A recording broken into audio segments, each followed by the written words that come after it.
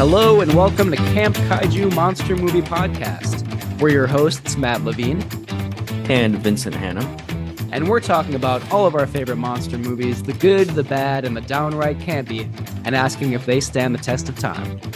Traditional kaiju, creature features, space invaders, the supernatural, and everything in between. All strange beasts, welcome here. Camp Kaiju is sponsored by Zach Linder and the Zach Pack, powered by Coldwell Banker Realty. Your source for real estate, home rehab, fixing and flipping for investor clients, and residential buyers. Reach out to the Zach Pack today for real estate services, follow the Zach Pack on social media, and contact the Zach Pack for investment opportunities. Link in the bio.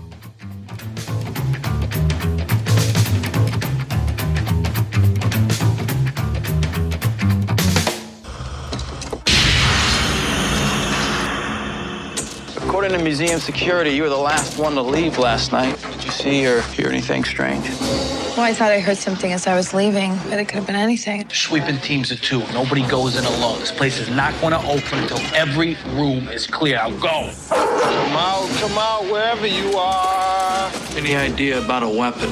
Something big.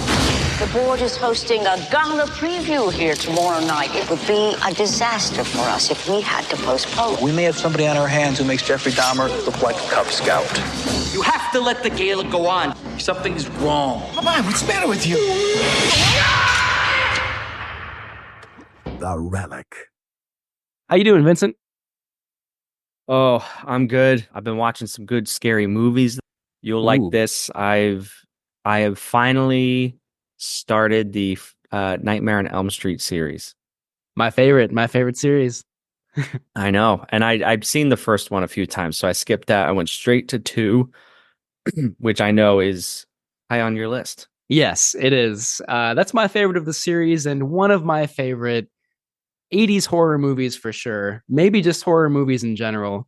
That's become kind of legendary as like, you know, a thinly veiled story about a young gay man who's struggling to kind of like come to grips with his identity and come out of the closet and kind of just understand his own sexuality. But it's also a great Nightmare on Elm Street movie. So I really love the second movie in that series. I really would like to consider that movie for an episode of Camp Kaiju because of those themes, but also there is some imagery in that movie that just really kind of warped my brain. I was like, what is happening? And if it foreshadows the rest of the series, I'm all for it. But there were some messed up things. I often think about the like hell dogs or like devil dogs or whatever you like at towards the end. Those are terrifying. And like, I don't know. The only thing I'm going to say is I really didn't know when the movie was in a dream or not. Mm-hmm. And I'm still thinking about that. Yeah. Because I'm like, is that a perfect example of the unreliable narrator? Or is it just a really poorly made movie? I don't know. I keep thinking about it. Yeah. Well, I mean, I would like to believe it's intentional and, kind of blurring the lines between reality and a dream state. But yeah, I mean, there's certainly a debate to be had about that. But I do love that movie. And the most of the rest of the Nightmare on Elm Street movies are like really clever, very surreal and strange. Definitely my favorite horror movie franchise. All right. Well, we'll get it on Camp Kaiju for sure at some point. Cool. I can't wait. All right. How are you? Pretty good. Yeah, I mean, it's October, my favorite month of the year. An excuse to watch at least one horror movie a day, which is always fun. So that's been good. I've been trying to see a bunch of stuff in theaters. Some good stuff is out there right now. The change of the seasons, I'm a little under the weather, but I mean, it's October. There are horror movies out there. Everything is good. All is right with the world. Nice. So thanks for hanging out, friends. Thank you so much for joining us tonight. Please rate and review Camp Kaiju wherever you listen. You can also send us listener comments at campkaiju@gmail.com. You can leave comments on our Facebook page or our Instagram page at camp_kaiju. Or if you'd like to be a featured voice on the show, leave a voicemail at 612-470-2612 telling us about your favorite monster movies and memories. The creepier the message that you leave for us, the better. So please don't hold back. We're gonna feature our patron Sean's Kaiju Hotline voicemail later this episode, when he's talking about walking down the street with some shadows following him. Very creepy. Man, can't wait. Whoa. Sorry. For people, well, this probably won't be in the episode. Vincent's screen it just kind of went topsy-turvy, and it really caught me off guard. So everything's we're in the upside down here on Camp Kaiju tonight. Stranger Things reference. Yeah, sorry, everybody. I'm just messing with my background. Matt, continue, please. All right. Finally, please check out our website, campkaijupodcast.com, for more reviews and special content. Coming up in the month of October, we'll probably have some more reviews, maybe even a list or two on there, so make sure to check that out. And finally, please become a patron at patreon.com/campkaiju for discounts, priority comments, and access to any live events. Thank you so much to all of our current patrons, Jason, Chris, Sean, Peggy, and our anonymous patron. We really appreciate you. Anybody else out there, if you'd like to become a patron yourself, we do have some occasional kind of promotions and kind of extra goodies that you get. So check it out. Yeah. So yeah, what's going on since last time at Camp Kaiju, when we talked about Planet of the Apes, the Tim Burton 2001 movie? One thing that I found out today is that Mel Gibson is in a new monster movie, and it's supposed to be terrible. Is it just a biography? It certainly could be. I would, that might be a more interesting movie, but this one is called Monster Summer. It's getting terrible reviews. But I'm really intrigued by it. I would kind of like to see it. Can't really find a synopsis, but it's a new Mel Gibson monster movie, and it's supposed to be bad. And I think that's kind of amusing. So who knows? Maybe I'll watch it. Maybe not. Probably not. But that's out there. All right. It won't take very long. Here's the synopsis of Monster Summer starring Mel Gibson. When a mysterious force begins to disrupt their big summer fun, Noah and his friends team up with a retired police detective to embark on a monstrous adventure to save their island. Like I said, it's supposed to be bad. Mel Gibson is in it. If that sounds intriguing to you, check it out. Okay. What else do we have going on? Well, you saw The Substance. Yes, I did, which is definitely a monster movie that is firmly in the monster movie genre. It's really good. There are some things I didn't like about it. Just a quick sort of description of the movie, which played at film festivals earlier this year and got a lot of publicity. It won Best Screenplay at the Cannes Film Festival. So the idea of the movie is that Demi Moore plays a kind of aging celebrity. She finds out about this new kind of black market drug that supposedly unleashes a new, better you. So she tries out this drug. The less you know about what happens after that, the better. So I won't reveal anything else, but it is extremely gory. Really disgusting, very funny, over the top. It's, some of the themes seem a little bit obvious, like kind of Hollywood's obsession with like youth and beauty is maybe not the most mind-blowing theme of all time, but this movie approaches it in just such an incredible, provocative, over-the-top way. Definitely highly recommended, especially if you love monster movies and you don't mind just gallons of gore and some gross out horror. Check it out for sure. It's one of a kind. The smile on your face as you talked about all of that, I wish listeners could see. Yeah, it's I mean, I'm thinking about like the last 10 to 20 minutes of the movie in particular when like everything goes crazy, and yeah, I won't ruin it from there, but check it out for sure. Okay. You also saw Megalopolis. Not a monster movie, but just tell me about it. I love Megalopolis. I know it's divisive. I know it's gotten some bad reviews, but Francis Ford Coppola, late in his career, obviously, but he invested so much of his money into this project, and it attempts to be kind of like, the fall of the American Empire as if it were ancient Rome, sort of like mirroring that story a little bit. So it's very political. It's really over the top. It's stunningly beautiful, ambitious, creative, funny, at times intentionally funny. very often unintentionally funny, but it's definitely a flawed movie, but despite its flaws, I just haven't seen an American film in particular over the last several years that is so alive and filled with ideas and unique and like clearly the expression of like an artist who's trying to say something, So whatever its flaws, Megalopolis is amazing. I've seen it twice. I really love it. Yeah. That's great. I have yet to see this movie, but I do love the idea of an artist and an artist's passion project.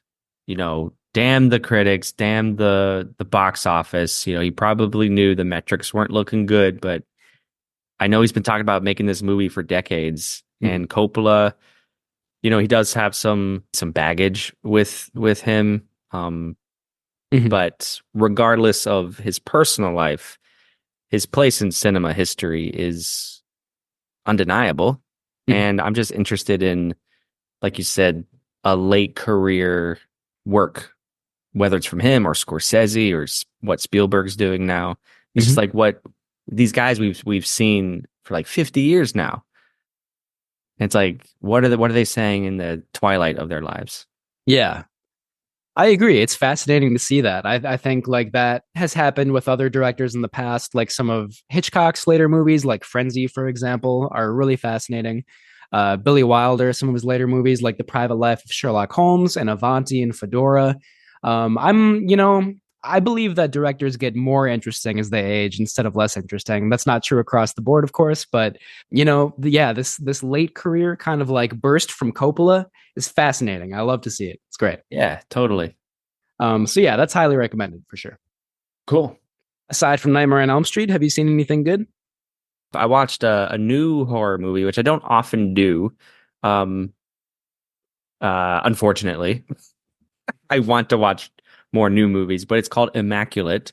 It was released earlier this year. It stars Sydney Sweeney, and she's a nun. And without spoiling anything, she becomes immaculately with child. So there's like a mystery within the convent about how this happened. It is worth checking out. As you would say, it is messy. It is full of all the cliches of a nun horror movie. But, the end left me thinking. I was like, huh, all right. All right. Yeah, that's a good selling point. Good review. I'm intrigued to check it out. I like Sydney Sweeney. I haven't seen a lot of her stuff, but very compelling. I'm always up for a good like non-horror movie, so I'll check it out for sure. Yeah, it's 90 minutes. So actually, it was a weirdly effective double feature with the second Nightmare on Elm Street. I watched them back to back. Whoa. Just like they both play with themes of unwanted presence within the body. So I was like, oh, there are some weird parallels here. You just clinched it. I definitely want to see Immaculate now with that comparison. That sounds great. And body horror and kind of like things like unwanted guests and stuff like that, like in your body or like in your home, in your space. Like I'm always up for that theme. So it sounds great. Yeah.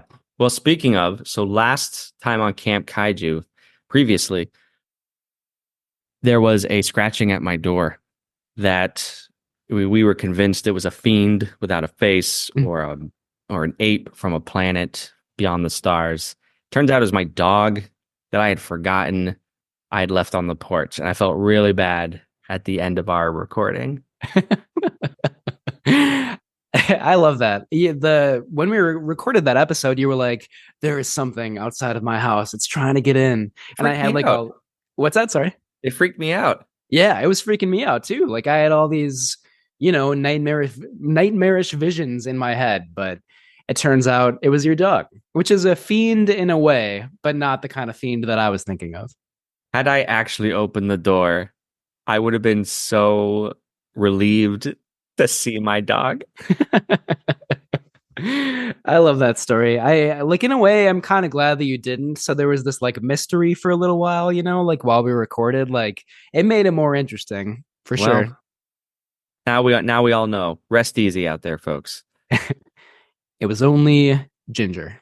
Yes. I also guested on another monster movie podcast called Monster Candy Podcast. I will link this episode in our own show notes, but they're a great gang of movie lovers over there, punk rockers, actually, with some pretty tight music. So, anyways, we got connected on Instagram. They wanted me to help them discuss the Ray Harryhausen movie, Earth versus the Flying Saucers. And it's not a great movie, but I would say it's so bad that it's good. So check out that movie, but then listen to our conversation over at Monster Candy Podcast and give them some love. I have not seen that movie or listened to that podcast episode yet, and I cannot wait to do both. So as soon as possible, I'm checking them out. Yeah, not bad. We do have a few things coming up on Camp Kaiju. The Wolfman will be our next episode, followed by God Told Me To, and then Godzilla -1. Yeah, some good stuff coming up. The Wolfman is classic. God Told Me To seems like kind of a weird, obscure cult movie by Larry Cohen. I know almost nothing about it, but I'm very excited for that. Godzilla -1 will be fun to talk about. I feel like I'm slightly in the minority on that one. I don't love it as much as some other people do, but, stay tuned for that episode. We'll dive in for sure. Another thing we should mention, Chris Christopherson, rest in peace. We've lost some great actors and artists and filmmakers this year. Chris Christopherson, one of the latest ones. I can't think of too many monster movies that he was in, although he was in the Blade series, of course. So, well, he was in Planet of the Apes. Yeah, you're right. The one that we just talked about like 2 weeks ago.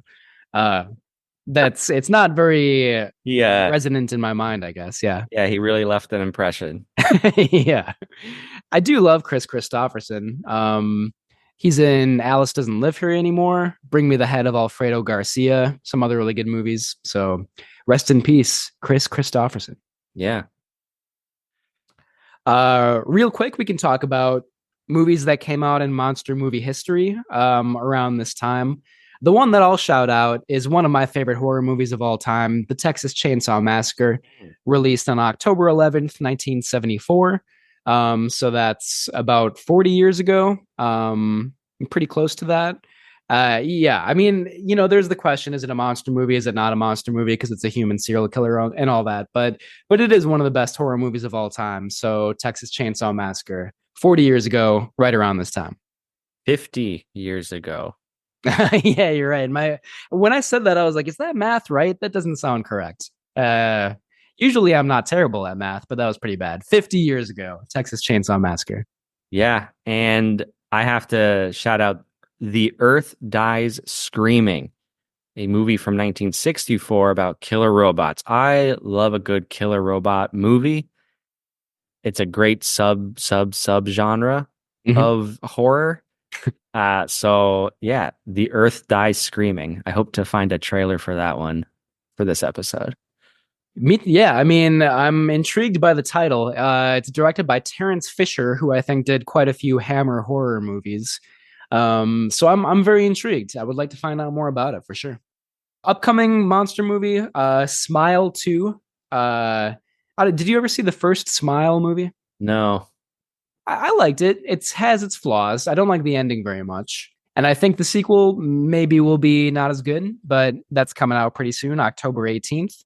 Since we are talking about killer robots, there is a movie called Y2K that is being released in December about, the trailer looks pretty good. It's making the rounds on film festivals, but it's about a group of teenagers, partiers they're having a New Year's Eve party on 1999 to 2000. So the Y2K scare that electronics would all go haywire. In this movie, they do, and like toasters start killing people, and it looks awesome. Total maximum overdrive. So like I'm saying, it's a really fun genre, killer machines and robots. Yeah, I don't really know that much about Y2K, the movie. That sounds pretty cool. I might have to check that out. But I agree about killer robots. We just talked about Chopping Mall in the last episode, which is a great killer robot movie. Maybe Y2K will live up to that movie's, prestige, at least in my own head. I hope so. I just love wackadoo movies like this coming out now because I feel like they are a throwback to the 80s and these other earlier times when you just had so many like small, crazy movies being released. For sure, yeah. And one of my favorite things about the movie that we're talking about tonight is that it's kind of a fun throwback to like creature features from, like the 50s and 60s. Yeah, the Relic, man. I feel like we've hardly mentioned it, but let's get to it. Yeah, let's dive in. We should be ruling the humans. These people are our food. The world you live in is just a sugar-coated top. There's a war going on out there. This Friday, The Age of Man comes to an end. evil's greatest fear That must hurt. is our only hope. There are worse things out than vampires. Like what? Like me. Wesley Snipes, Stephen Dorff. Blade, rated R, starts Friday. Someone is coming back to Elm Street. He is not friendly. He is not patient. And he is not a welcome visitor. But he has something terribly special for the new kid on the block. It started to happen again. Dad! I'm in trouble. You've had some scary dreams, okay? Help! Daddy can't help you now. There's something inside him. Fight him! You're not afraid of him. He doesn't even exist. Freddy Krueger is back on Elm Street. Get out of here, Lisa! Jesse, fight him! Watch out for him. He'll be in your neighborhood soon. A Nightmare on Elm Street, Part 2. You are all my children now. Freddy's Revenge.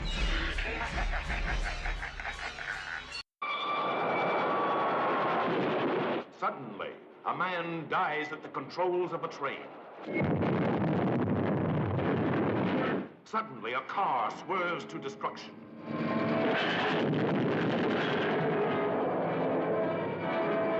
Suddenly, a plane dives to death.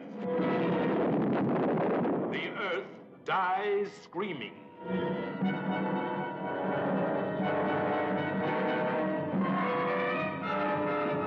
Suddenly, death descends on the four corners of the earth, and only a handful of human beings survive to live in fear, powerless to combat an unknown.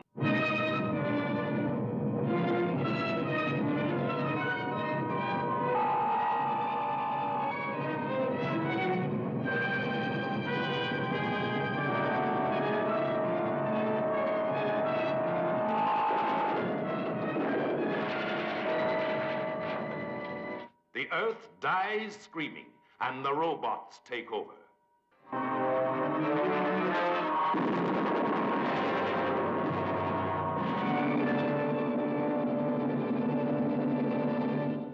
Okay, my history with the Relic, like no history. It had been something I'd seen on my Hulu queue, and I'm like, yeah, that looks like something I'd be interested in. But leave it to Cam Kaiju to finally give me the excuse to watch it. So there's a lot I liked about this movie. There's some easy critiques to be made, but overall, I'm excited to dive into it. Definitely, yeah. I have a similar history with this movie, although I did see it when it first came out.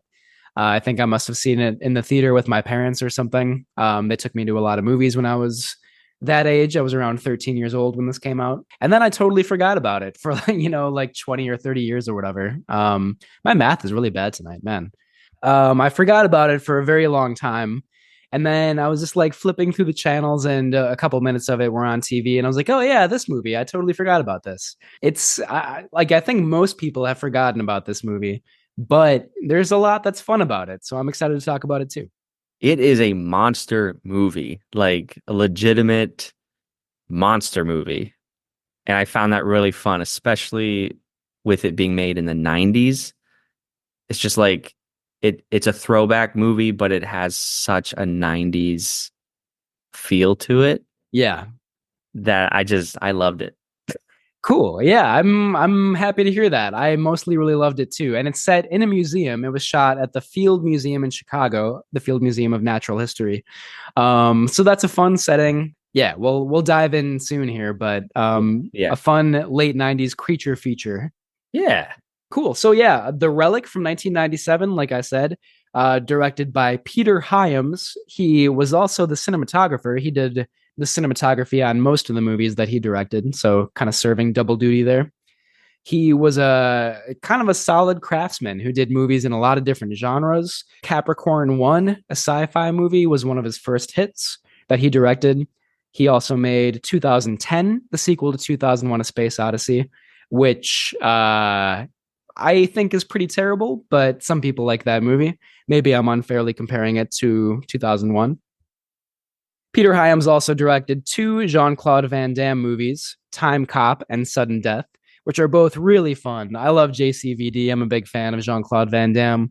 And those 2, Time Cop especially, so entertaining. So yeah, Peter Hyams, not like an auteur, not a brilliant artist, but a lot of entertaining movies that he made over the years. The film was written by Amy Holden Jones. Love a female screenwriter in this genre. John Raffo, Rick Jaffa, and Amanda Silver, based on the novel by Douglas Preston and Lincoln Child. Amy Holden Jones had written and directed The Slumber Party Massacre, which I hear a lot in horror circles, and wrote movies like Love Letters, Indecent Proposal, and The Getaway. The remake of The Getaway. I just wanted to point that out. Okay, good. Jaffa and Silver, Jaffa and Silver are a husband-wife team who wrote and produced Rise of the Planet of the Apes. Ayo. Yeah. Several of its sequels in the reboot series. They also wrote Jurassic World and the Avatar sequel. Whoa.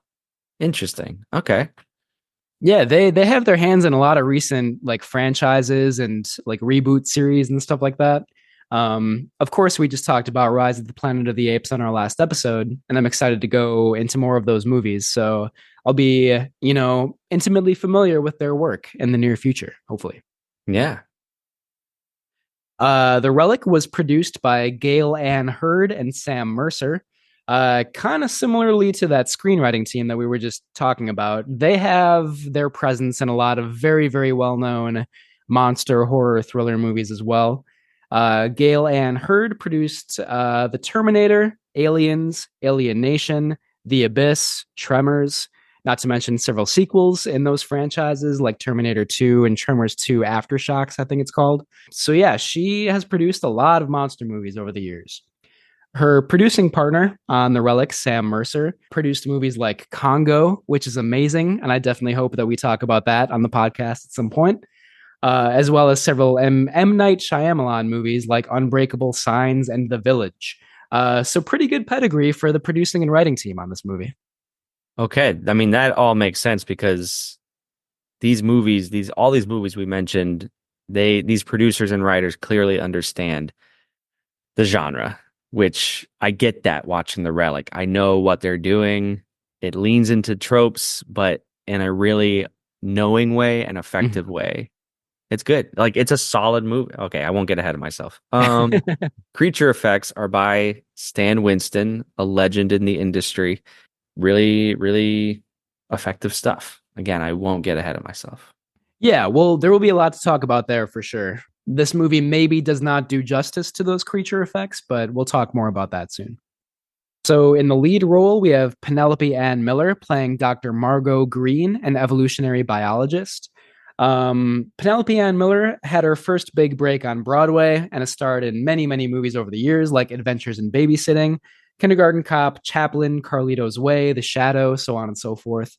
The Relic was her first horror movie, and she said in interviews that she really enjoyed making it. She liked the character a lot. She thought it was a good, solid, scary movie. So her first experience with acting in a horror movie, and at least from her perspective, she really enjoyed it a lot. Cool. Tom Sizemore's in this movie as Lieutenant DeGosta. Tom Sizemore is just one of those faces. He's just in a lot of different movies and TV. Born on the 4th of July, later Point Break, True Romance, Heat, Saving Private Ryan, Bringing Out the Dead. So yeah, like tough guy roles. Tom Sizemore fits the bill.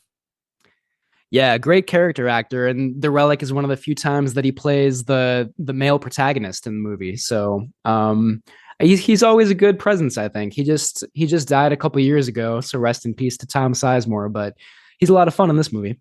In a supporting role, we have Linda Hunt as the museum curator and Cuthbert.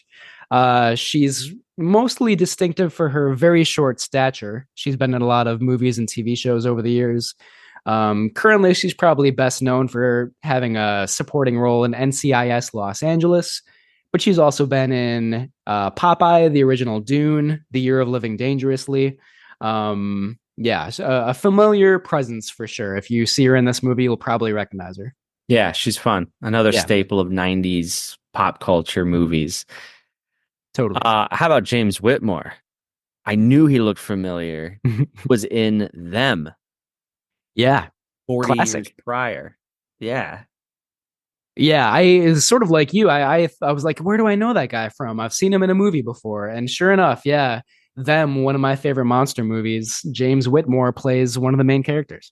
Yeah, and he was also in the original Planet of the Apes. So we're bringing it back. Yep. It all comes full circle on Camp Kaiju.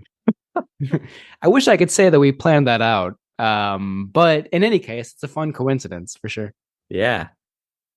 The last cast member that I wanted to mention is Joffrey C. Brown. He has a very small role in this movie. He plays the security guard who is the first person killed in the movie. The only reason I think this is interesting is because he's also in Jurassic Park, and he's the first character killed in that movie as well. He's the animal handler who is killed by a velociraptor at the beginning of that movie. Kind of gives credence to the cliche from 1990s movies that the black characters are always the first to die. That's unfortunate.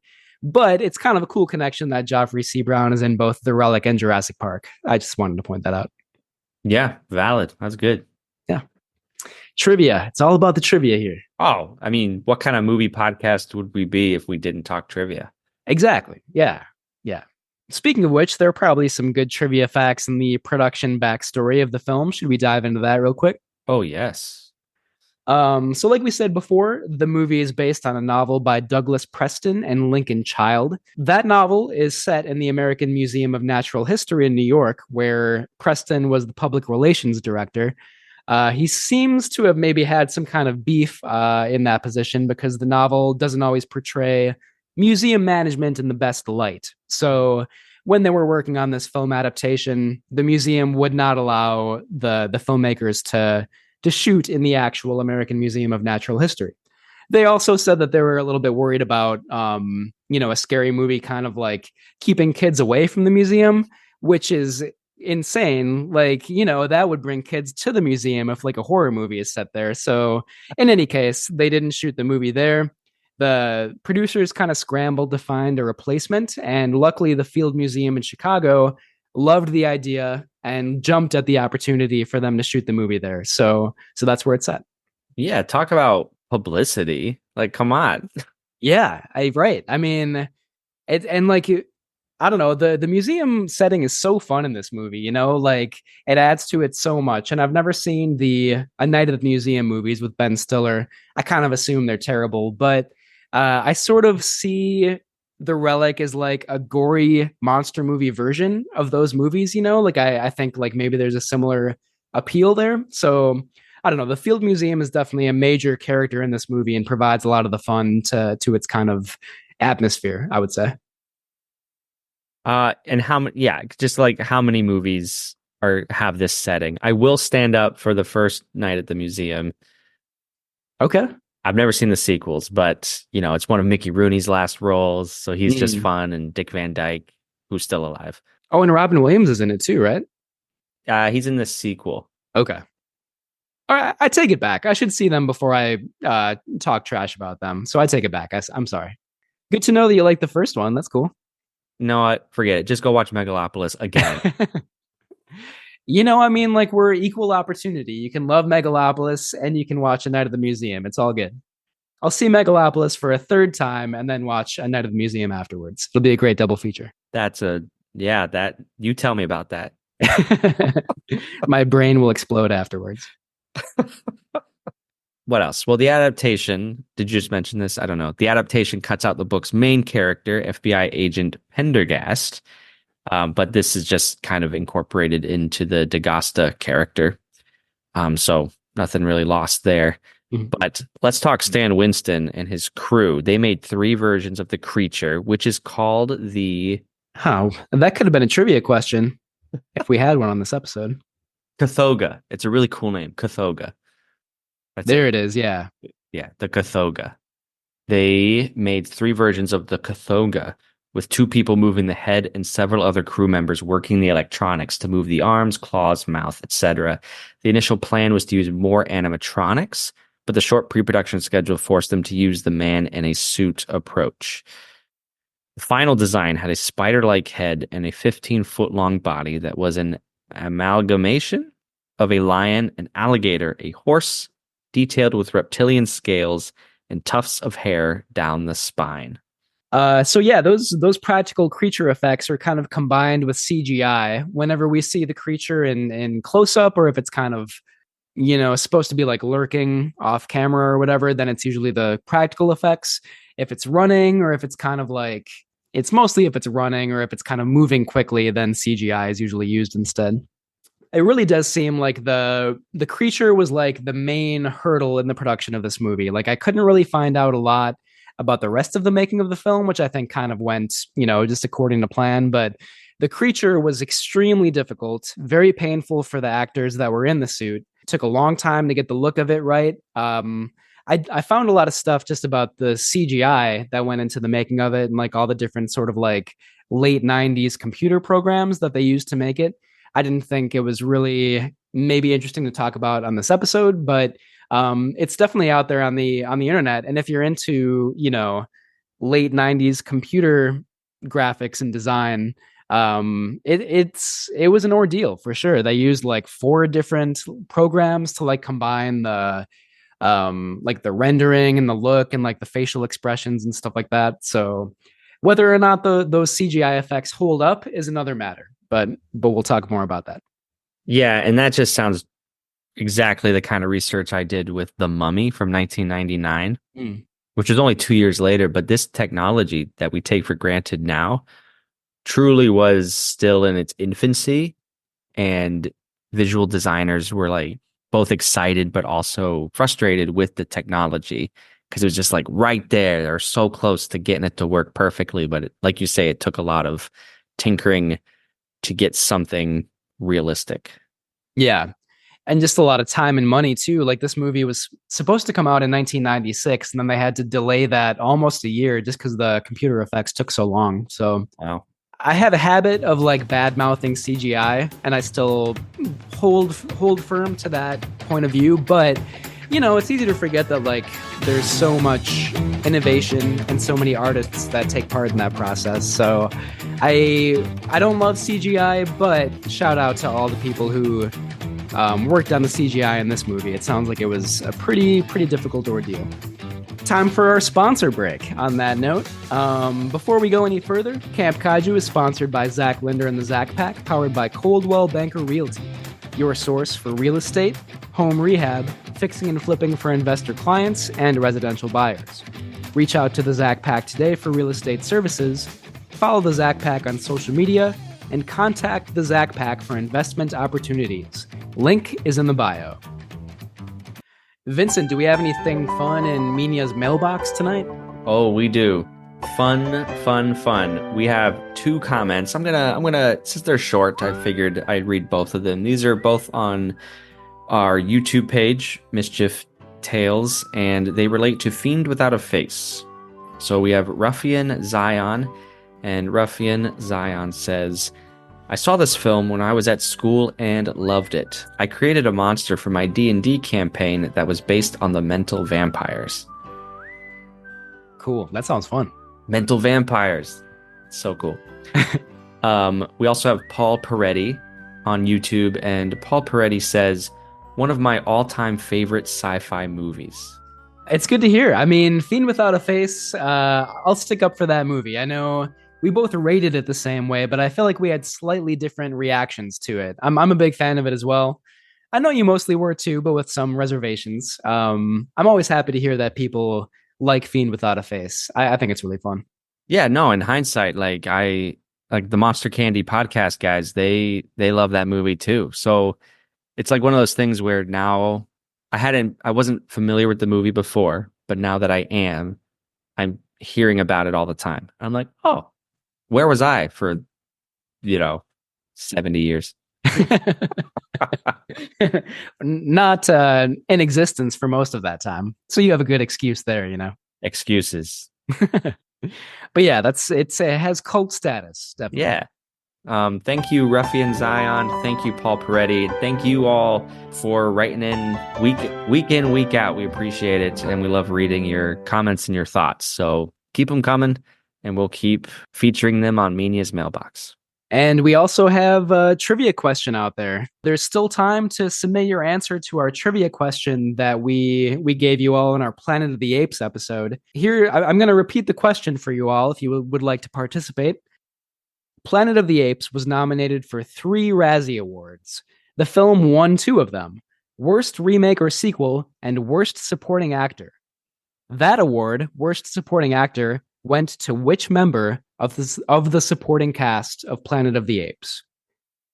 That is our trivia question for Planet of the Apes. If you know the answer or you'd like to guess, please feel free to leave the answer on our social media pages or email campkaiju@gmail.com. We will announce the answer on our next episode about the Wolfman, so stay tuned for that.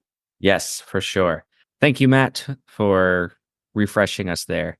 And now we're going to turn it over to Mr. Peter Lorre. He's going to talk about Metropolis, not Megalopolis, but I'm sure there's Coppola's pulling some of the same imagery, maybe. I don't know. I haven't seen it. Yeah, there are definitely like explicit references to Metropolis, including like one little dance that like the robot Maria does in Metropolis that also is kind of like repeated in Megalopolis. So I'm not gonna nerd out about Megalopolis too much, but that's one of many fun things about that movie. Well, I don't think Peter Lorre will nerd out about Metropolis. I've heard he's not having a great time in the recording booth. He keeps scratching at the door. I'm like, Peter, we give you food, we give you water. What else do you need? Yeah, he has his bucket of fish heads in there. Like, just be content. That's all you need. He's maybe someday he'll break out of there, but I kind of doubt it. I don't think it's ever going to happen. He must fulfill the contract for season 4, and then he's free to do whatever he wants. But don't say that. We need him for the next couple seasons at least. Well, okay, you bring it up. Between you and me and you listeners, I am in talks with Bela Lugosi. Whoa, that's miraculous. Yes, he's trying. It's his comeback tour. We're just trying to see. He wants it. He wants us. He came to us, and I was like, okay. I saw your last movie. I'll throw you a bone. Yeah. How can you say no to Bela Lugosi? He's, synonymous with classic horror. You have to. He might do something with like Poverty Row horror films. Man, I can't wait. I feel bad for Peter. I hope he breaks out of that recording booth at some point because it cannot be fun in there. So we'll have to see what happens with Peter and Bella coming up soon. Yeah, well, for now, we've got Metropolis to hear from. So it'll be a good time. Cool. I can't wait.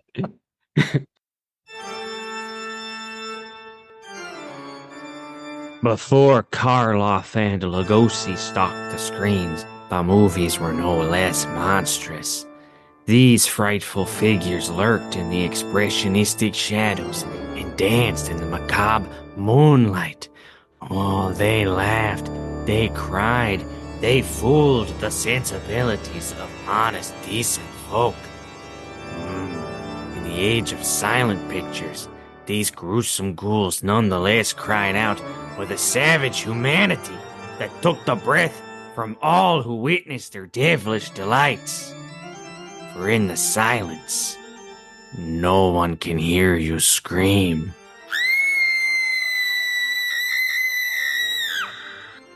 You know, Pierre, this bucket of fish heads isn't so bad. Perhaps I should be more civil with Matthew and Vincent. Perhaps if I extend the olive branch, they may be more amenable to my desperate situation. For it is not the infernal recording book that upsets me so, but rather the lack of human connection. No offense, Pierre. But do you hear me, my captors? Matthew, Vincent, I throw down the bucket of fish head gauntlet and I say to you, come and visit me sometime, and you shall have a fish head for yourself.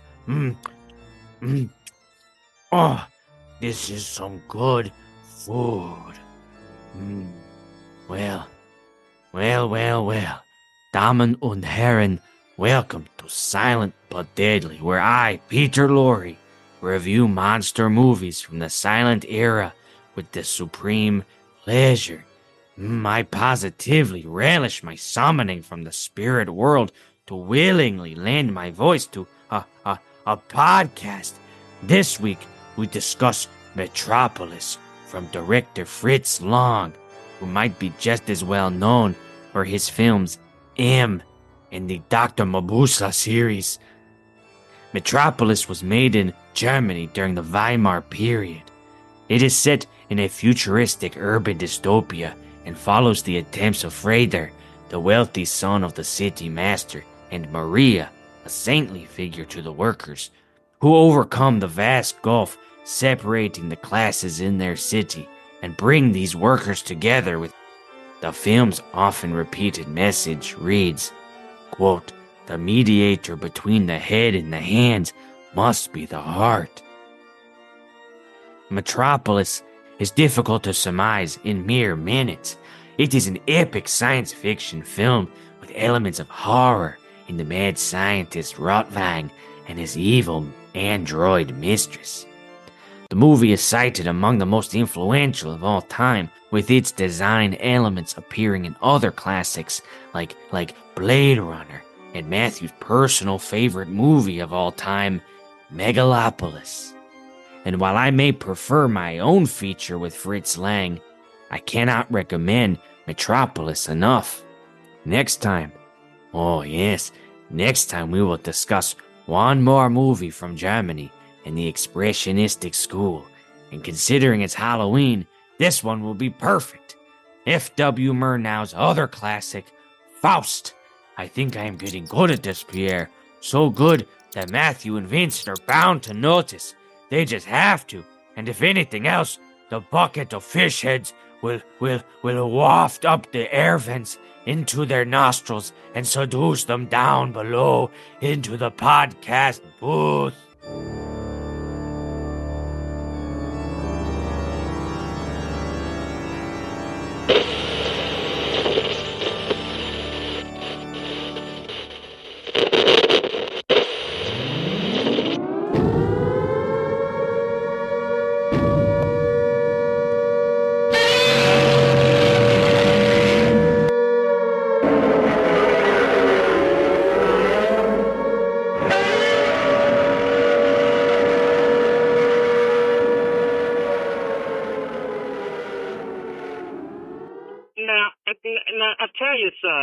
I tell you, I was coming home from the gym one day, and I thought I was scared of my shadow, but then it wasn't my shadow. It was other shadows that were chasing me. Now, here's the thing. I came up with an idea, and I just wanted to run it by y'all to see what you think. So, now that I'm done with that voice. Anyways, hello, this is Sean from Toko for Two at Big Mac Enough But Not Huge. Also, great patron supporter, I guess. Maybe, I don't know. Anyways, I was coming home from the gym, and it was pretty late at night, and there were some shadows that were, I was tired as well, but there were some shadows that were coming around, And I started thinking, this would be a really interesting time for a giant monster to just come out and start chasing after me. There's no other cars on the road. And I'm starting to think, but what if that monster was attacked by another monster and I wasn't really paying attention about it? So I'm starting to think, what if I could come up with a short film idea of this guy who's just going about his business, not paying attention to anything, and as he's going home or going from destination to destination, he's being stalked by either giant monsters or other predators, and then these secondary giant monsters or other predators end up coming out and catching them instead of him actually being caught by any of these monsters. So it's like a chase sequence, but not really. I don't really know how to articulate it very well because I'm also really tired, but I just wanted to go ahead and see what you guys thought with that kind of idea where, you could just play up something like that and maybe something to add on to it. Anyway, have a good time with your podcast, guys. Love hearing it.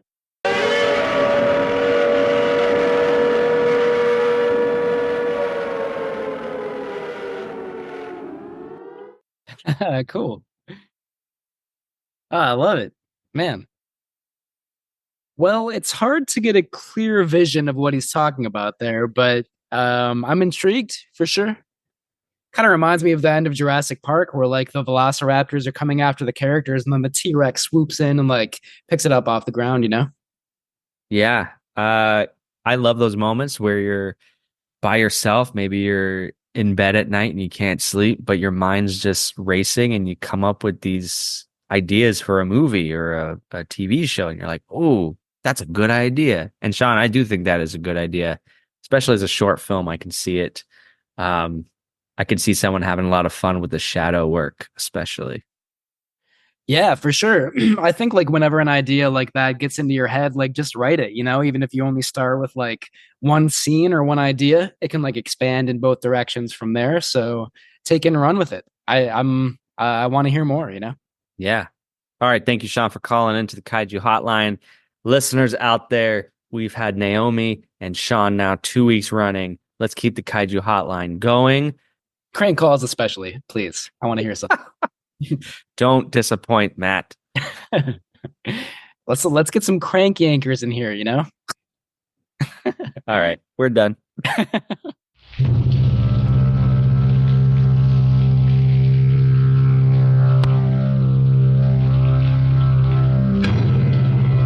It lives 50 feet beneath the streets.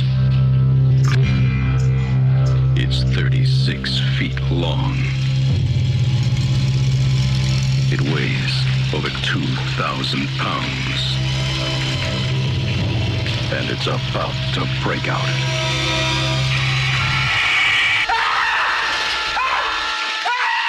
You're looking at the one who saw it. And it was big. You said it was dark. Now, perhaps you were mistaken. An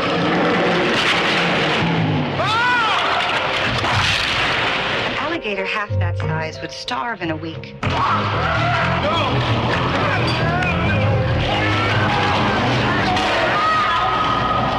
He kept coming up with some garbage about alligators in the sewer. Well, I've seen what this animal can do. You'd better take all the help you can get. Get Alligator. All right, so back to The Relic, our film that we're talking about tonight. Let's talk a little bit about the themes of this movie, and if there actually are themes in this movie. That might be the first question to answer. There are a couple, they're not especially deep. I'll just bring up one of them here real quick. Yeah. So superstition plays a pretty big role in The Relic. There's an entire museum exhibit that focuses on superstition throughout the world and in kind of historical cultures and stuff like that. So it's kind of, right in the forefront there. Like superstition is a big part of this movie. The lieutenant character, D'Augusta, is very superstitious himself. He, has this lucky bullet that he carries around with him at all times. He makes sure that he never steps over a corpse in a crime scene because he thinks that it's bad luck. He makes sure that like inevitably there's a moment where like a cat jumps out from like a shelf and scares somebody, and he makes sure that it's not a black cat, because that of course would be very bad luck. So yeah, this theme of like science versus superstition is a pretty big part of the Relic, because of course Dr. Green, the evolutionary biologist, is all about science. Any mystery can be explained by science, even if we don't quite understand the logic behind it yet. And that's a familiar trope from monster movies, too many to list, really. Yeah, I don't know how much depth there really is to that. What do you think about that theme? No, it's like so much of this movie, it is perhaps surface level, but it's effective. Like it provides a key conflict in the story.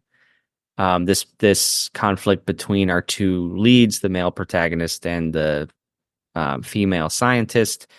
So without it, I don't know what this movie would have as that driving force, that conflict. Yeah, there needs to be some conflict between them to drive that relationship forward a little bit. It works pretty well in that context. It is kind of closely related to another theme, or maybe a part of that theme that's in the movie, which is like, the idea of the movie, the narrative context is that there's a tribe in South America that has this kind of, exotic ayahuasca kind of like ceremony. And that's kind of how the whole thing starts. There's an anthropologist who goes there and spends time with this tribe. And then he brings this, weird lizard monster back to Chicago. That's the story in a nutshell. I don't think we have to go into too much more detail about it. So, we also have this kind of like remote, exotic South American tribe that's very superstitious, again, very exotic. It's like so brief in this movie that it's not super offensive, but it is like, oh, great, like this thing again, which is in so many monster movies, dating all the way back to King Kong. You have it in I Walked with a Zombie, Mothra, several other Godzilla movies. And again, it's kind of just like background flavor, I guess. That like there's not really that much depth to the tribe. We don't really know anything about them. But the movie kind of contrasts that tribe with like, the rigid science of the Dr. Green character, not to mention the sort of monetary impulse of the museum curators and the politicians who are desperate to get this opening night gala off the ground, even though there might be sort of a bloodthirsty monster lurking the hallways. So there's that contrast there too. Yeah, I can throw it into the themes. That theme of these money people, high society. They're throwing this gala. It must go on no matter what the cost, right? And it's just this. Sure, it's their livelihood, but it's still putting material matter and money over the fact that this is an active crime scene and people are in danger. They don't care about that. And this is not a criticism. It is another trope of monster movies. I immediately thought about Joe Dante's Piranha. It's the same setup. And there's countless other, Jaws. Yep. The 4th of July has to go off. Alligator as well. Yeah. Another classic example. I love that. To me, it's not a detriment. It's like, your history and you're just continuing this proud tradition of murdering socialites at a banquet. Yeah, which is like an irresistible narrative trope, I love it almost every time. And I think usually you can tell if a movie is using a cliche or a trope like that in sort of like a lazy way because they can't think of anything else, or if it's kind of like an homage, or just, the filmmakers love monster movies and they want to like revel in that fun like we do in the audience, and I think it's the latter with the Relic, where it's supposed to be fun. It's supposed to be kind of like, a tip of the hat to like classic monster movies that have come beforehand. So I agree with you. It's not really a detriment in this case. Yeah, it's fun. Yeah, indeed. Like the end of this movie is a lot of fun for sure. Aside from that, though, I don't know if this movie has any themes. Like it's kind of, like you said, proudly surface level. We can talk about the form and the aesthetic very briefly. I also don't have too much to talk about here in this case. Yeah, but I wouldn't mind talking about this dark cinematography that you noted. Yeah, it's super dark. I mean, not just like shadowy film noir lighting, but like black at times, where like the entire screen is like, what is happening? I can't see anybody. I don't know where we are. Like there should be some shadow, some light somewhere so you can kind of get your bearings, you know? Which makes me think that like it's not intentional. I feel like maybe this movie is just sort of poorly shot. Which, you know, it's shot by the director, Peter Hyams, and maybe that was not the best idea. Maybe he should have had an actual cinematographer in this case. I agree with you. However, it worked for me in the fact that it often served to keep the poor special effects hidden, which was a strength. Yeah. So I was looking out for that too. It's like, oh, okay, we're keeping the monster in shadow because the CGI looks like crap. So that was good, but you're still right. Like too much of this was just in pure darkness. Yeah.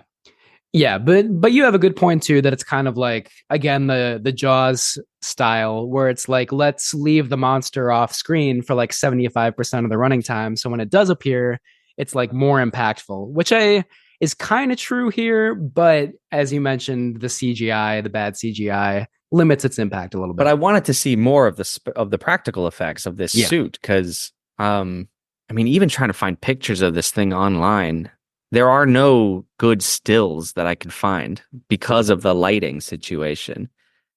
So yeah, it's kind of weird in that way. For sure. I mean, considering all the work that they went to for these like extremely difficult creature effects, I think we see it for maybe like less than 2 minutes in the entire movie, you know? Yeah, definitely wanted more of that suit that they were working with. Yeah. There's like one good shot where Dr. Green is like, she's in some kind of dark, shadowy room, like every room is in this movie. And like there's like a pane of glass, and we suddenly see the monster's face like reflected in the glass. That's probably the best creature moment in this movie. It definitely looks like it's like a practical effect there, and it kind of comes out of nowhere. It's well lit and well shot. That's one of the few times that it's like, all right, I see the creature and it looks great. Mm-hmm. Maybe the only time in this movie where you could say that. All right. So as usual on Camp Kaiju, we always have our individual breakdowns where we talk about the good, the bad, and the campy. Should I go first with the good, or would you prefer to do so? I'll go first. Okay. The first note I want to say, maybe it relates to the aesthetic of the film and its genre. There were many parts of this movie that felt to me like a 70s disaster movie. Like the Towering Inferno or the Poseidon Adventure, where this group of strangers are suddenly in a lockdown situation and they have to escape through some dark tunnel or other non-traditional ways to get out of the building, and the power's out and there's dripping water everywhere. Then there's the monster, which was and like it was also very Jurassic Park to me, which so many movies post Jurassic Park just leaned into whatever Spielberg was doing in that movie. Mm-hmm. So again, I don't fault it for that, but it was like Jurassic Park meets a 70s disaster movie. And I thought this is really unique. It's funny you mentioned that. Roger Ebert said the same thing in his review, which is a really good, fun review. So check that out if you haven't read it yet. Any of you listeners out there, but he made the same point. It's like a horror / disaster movie, which is a lot of fun. Yes, I knew I'm good at this stuff. Yeah, you and Ebert, like you were on. Yeah, you're in good company. What else? Okay, so yeah, I love the script. I love the premise. Right, it's not trying to change the world, but like I've said this before on the show, I love a monster movie that's done really well. It's a tight script. Not all the dialogue works for me, but like the structure and the premise, it's cool. It works. It's done well. And I do like the design of the Cathoga, and I wish we could have seen it more. Totally agree with everything you said, for sure. Yeah, like there are some moments where I think the Cathoga, you know, I mentioned that one shot that I liked. I also really like the scene where late in the movie, the police are trying to like rappel on ropes down into the museum, and everything goes awry almost immediately. Like as soon as one police officer like starts going down into the museum, the Cathoga just like jumps up and like sucks out its hypothalamus and like bites off this guy's head immediately, like within like 2 seconds. And then like things continue to go horribly awry. The creature doesn't look all that great during that scene, but just everything that's happening is like so entertaining, gory, fun, maybe not really all that scary, but just like a really good, fun, exciting scene. So I love that moment. Yep. I agree with you about the script. There is some bad dialogue for sure, but I think there are some like excuse me, unexpected moments of like personality too. There are two other police characters who I actually really liked a lot. It's a white officer and a black officer who seem like very good friends, and they debate coffee like in like numerous scenes throughout the movie. They're like, "Oh, you got to try lattes. Like that's the way to go." And the other guy's like, "Espresso, man. You got to drink espresso." And then like they drink coffee later in the movie, and one of them is like, "This coffee's terrible. Don't even drink it." And it's just like, oh, I don't know why we're talking about coffee at this moment in the movie, but I kind of love it. So I like those moments of personality. I think Tom Sizemore and Penelope Ann Miller surprisingly have quite a bit of chemistry. I like you wouldn't think so from like just knowing about those two actors outside of this movie, but they play well off of each other, and that leads to kind of like a charming ending. So I liked that aspect of it. And yeah, kind of like you said, Vincent, like this movie seems like it loves monster movies, and it's trying to like duplicate these tropes from like the best monster movies because it loves them, and like it's infectious. You know, we obviously love monster movies too, and that makes for a really entertaining experience. That a beautiful summation. That's great. What do we? Yeah, I have nothing else to add in the good category. Yeah, there is some bad stuff, of course. And you know, we talked about the CGI. It's kind of fun to see it in just like a time capsule way. Like this is what was seen as like top of the line special effects in the late 90s. And they do not hold up, but and you know, they probably like weaken the impact of the monster quite a bit.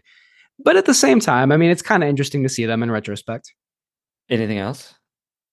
The climax is really confusing, I thought. Like, you know, we're jumping back and forth between numerous different subplots. Like there's one police officer who's trying to lead all the socialites out of the building in these like dark watery tunnels. But then there's also Dr. Green, who is being chased by the monster. And the monster seems to be in like several different places at once, like chasing these people in the basement and also in the science labs. It's like, but also they like closed the emergency like steel doors or whatever. So it's like, how does this monster get around so much? Like, it makes no sense. I had the same note. Like this monster shows up wherever it needs to. Yeah, it defies logic. And normally I don't care about plot holes all that much, but in this case, it's like, this makes no sense. Like, where are we right now? You know, that's awesome. It's ridiculous. Yeah, right. It's yeah. They're like dumb quibbles, like well, there's a lot of like one-liners that are said like wisecracks, but the mood of the scene is like very somber and serious, and I'm just like, you wouldn't make that joke. Why? It was just very jarring in many places where it tried to be funny, and I was like, don't try to be funny in this movie. You're doing a great job already, just being highly entertaining. Yeah. But my big thing is also the climax, and there's a twist in this movie.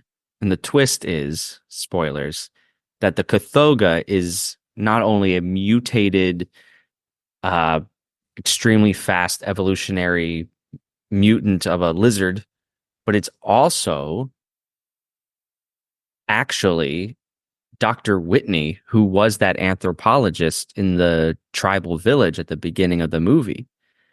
And Dr. Green, when she makes this reveal, it's like she acts like it's earth-shattering.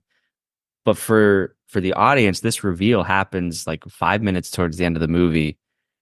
And we know nothing about her relationship with Dr. Whitney. We know nothing about Dr. Whitney. And I was like, I don't care about Dr. Whitney. Yeah. Like, this should be a great twist. But the script has done no legwork to plant those seeds. So it's just kind of like, oh, sure, that's a fine That's fine. But like, yeah, there was no payoff. Yeah. Yeah, totally agree. It's confusing, and like to the extent that we do understand it, it's like, all right, why does it matter? You know, like, and it's weird because like there are numerous lines of dialogue where Dr. Green is like, "Oh, Dr. Whitney, you know, like I'm not a big fan. He only cared about his research or whatever." And it's like that would have been a prime opportunity for you to say more about him. Like what was your relationship with him? Why do you dislike him so much? But the movie never goes into that. So we, even though he is in the first two scenes of the movie, we know nothing about him. And that reveal does not matter at all. Missed opportunity. Yeah.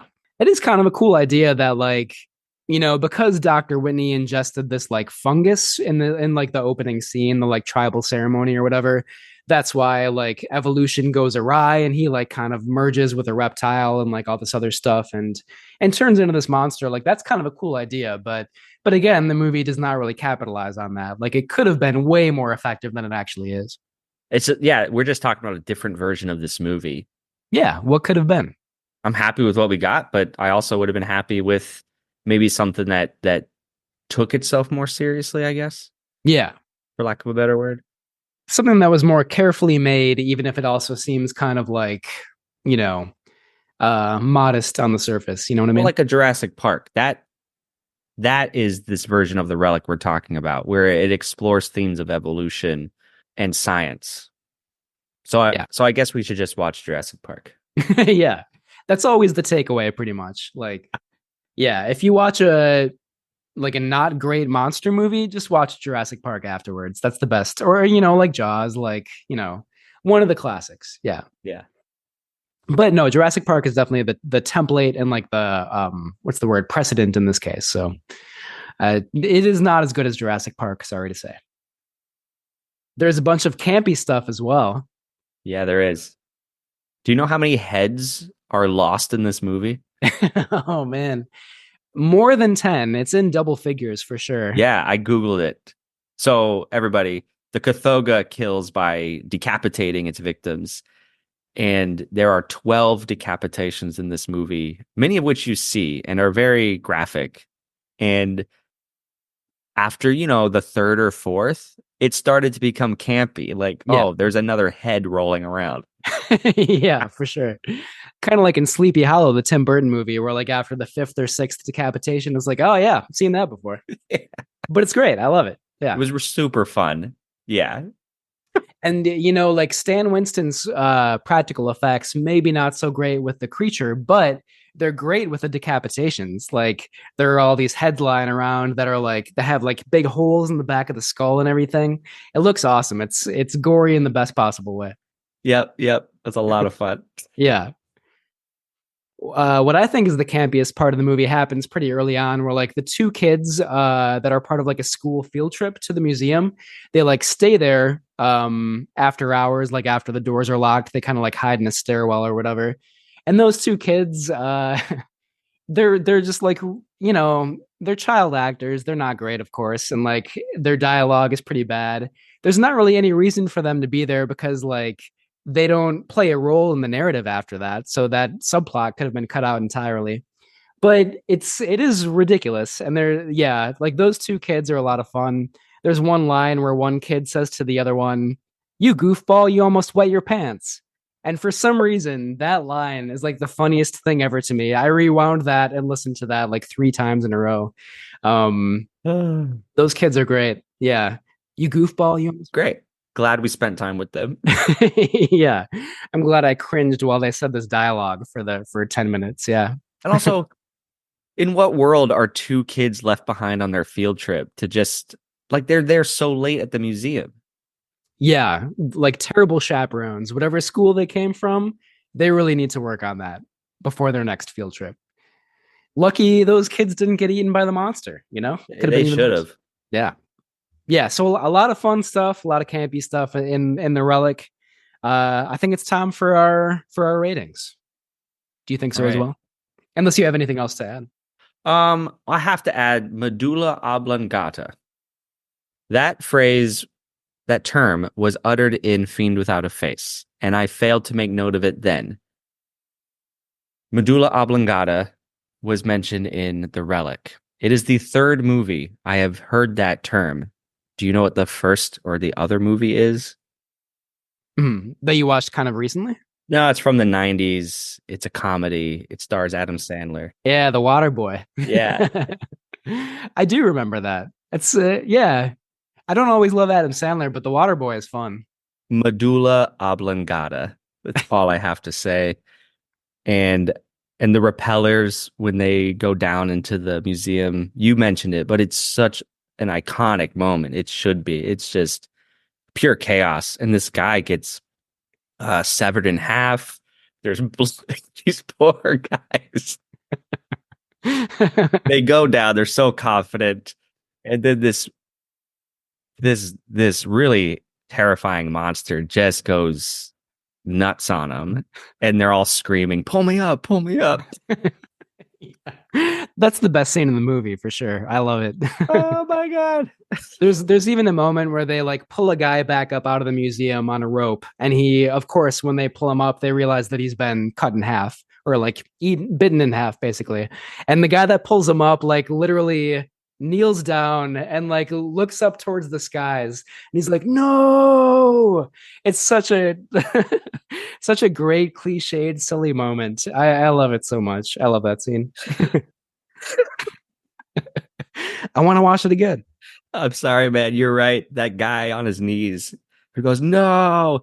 It was if he didn't have a director at that moment. He just did what he saw in other movies, in other bad movies. And it's just so amazing. It'd be like Tommy Wiseau. Like that's what he would do in that moment. Yeah. You're tearing me apart. Literally. Yeah, right. I didn't even think about that. Yeah, totally. And then like, you know, the director Peter Hyams was like, "Oh, that's great. Let's keep it in there. Print it. That's gold." That whole scene is like just what's the word I'm looking for? A bottle rocket of like great campy moments, you know? I love it. I'm in tears, everybody. I'm in tears. All right. Yeah. So my final rating. You know, honestly, there are antiquated moments. There are some poorly lit moments. Some poor 90s CGI, but I think it holds up. I think it stands the test of time. It may not be an overall classic, but I think it's a classic, an underrated classic, at least of 90s monster movies. I mean, forget Independence Day. The Relic is what you want to check out. I love that review. That's great. Yeah. I totally agree. I mean, antiquated moments for sure. Bad CGI. But I really enjoy it. This movie's so entertaining. It's really fun. I think my favorite thing about it is that it's like a classic creature feature updated for the 90s. You know, it like again pays homage to them and like King Kong, Jaws, of course, Jurassic Park, which is not, you know, was only a couple years before The Relic, but it's yeah, like I love that sense of like love for cinema and love for monster movies, and it comes through in The Relic. And even though the late 90s weren't that long ago, it still feels like a totally different time, and it's fun to revisit it in The Relic. So yeah, for me it's not a timeless classic, but it does stand the test of time for sure. Were there any sequels to this? In literary form there was like a whole series of books that followed. Like the second one was called The Reliquary and like had some of the same characters in that book, but movie wise there were no sequels. Ah, that's too bad. I just feel like there are worse movies that got direct to video sequels, and I'm like, The Relic, there needs to be a Relic too. Yeah. I agree. I mean, it's not too late, you know? Let's write that script. We can do it. Now's the time. And probably like 20 people across the face of the planet would be like, "Oh yeah, The Relic. I remember that movie." Everybody else would be like, "What? What is this movie? Why are you making a sequel to this?" It's set in a museum? What? Yeah, that Ben Stiller movie, right? Anyway, the Relic, a lot of fun. Check it out if you haven't seen it yet. You know, late 90s monster movies, just a blast from the past. It's great. So yeah, next time we're going to be talking about an actual classic Universal horror monster movie, The Wolfman. So stay tuned for that. We'll also reveal our trivia winner on that episode. So The Wolfman coming out soon. So thank you again for hanging out with us at Camp Kaiju. Please rate and review wherever you listen. You can also share this podcast with a friend. Send us listener comments at campkaiju@gmail.com, on our Facebook page, or on Instagram. The links are in our bio. If you'd like to be a featured voice on the show, please leave a voicemail at 612-470-2612, telling us about your favorite monster movies and memories. Please check out our website, campkaijupodcast.com, for more information. Camp Kaiju is recorded in Minneapolis, St. Paul, with Minya's Mailbox music by Ben Cook-Phelps. Thanks again, friends, and until next time, stay campy. Camp Kaiju is sponsored by Zach Linder and the Zach Pack, powered by Coldwell Banker Realty, your source for real estate, home rehab, fixing and flipping for investor clients, and residential buyers. Reach out to the Zach Pack today for real estate services, follow the Zach Pack on social media, and contact the Zach Pack for investment opportunities. Link in the bio. 7 decapitations in 1 week. Don't you just hate someone who only takes head and never gives it? You're bad, Matilda. Real bad. Autopsy attended by Lieutenant Vincent DeCosta, Chicago homicide. We have an African-American male, probably age 55 to 60, height 5'4", with his head maybe 6'1", weight 160, give or take, if you know what I mean. The sternal process has been split and the rib cage exposed. Now for the head. The head is decapitated between the axial process and the atlas. The entire occipital portion of the calvarium and half the parietal process has been crushed, or rather seemingly punched through and removed, leaving a hole perhaps 5 inches in diameter. The skull is empty. The entire brain appears to have fallen out or been extracted through this hole. The brain is severely traumatized and appears to have been severed at the medulla oblongata. That is correct. The medulla oblongata. Mama The medulla oblongata.